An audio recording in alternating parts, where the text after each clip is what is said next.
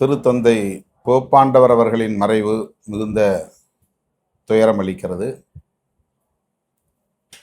அவருடைய மறைவு ஜனநாயகத்தின் மீதும் சகோதரத்துவத்தின் மீதும் நம்பிக்கையுள்ள அனைவருக்கும் நேர்ந்த பேரிழப்பாகும்.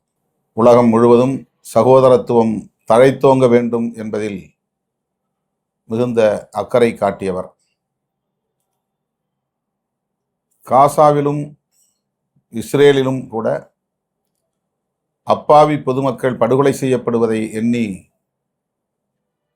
மிகுந்த துயரத்திற்கு ஆளானார்.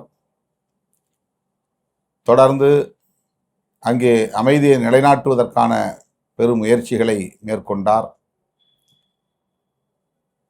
போரை நிறுத்த வேண்டும், அமைதியை நிலைநாட்ட வேண்டும் என்று அனைத்துலக நாடுகளுக்கு அறைகூவல் விடுத்தார். அண்மையில் ஈஸ்டர் பெருநாளில் ஆற்றிய உரையிலும் அதற்கே முக்கியத்துவம் அளித்து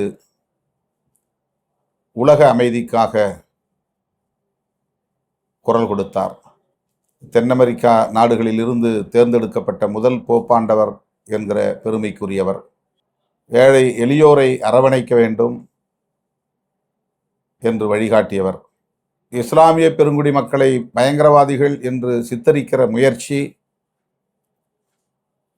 உலக அளவில் நடைபெற்று வருவது ஏற்புடையதல்ல. அவர்களை பயங்கரவாதிகளாக சித்தரிக்கும் முயற்சியை கைவிட வேண்டும் என்று வலியுறுத்தியவர். அவருடைய பங்களிப்பு அனைத்து தளங்களிலும் குறிப்பிடத்தக்கவையாக மகத்தானவையாக விளங்குகின்றன. சுற்றுச்சூழல் பாதுகாப்பிலும் அவருக்கு மிக முக்கிய ஈடுபாடு இருந்தது. அதற்கென நூலொன்றையும் எழுதி வெளியிட்டிருக்கிறார்.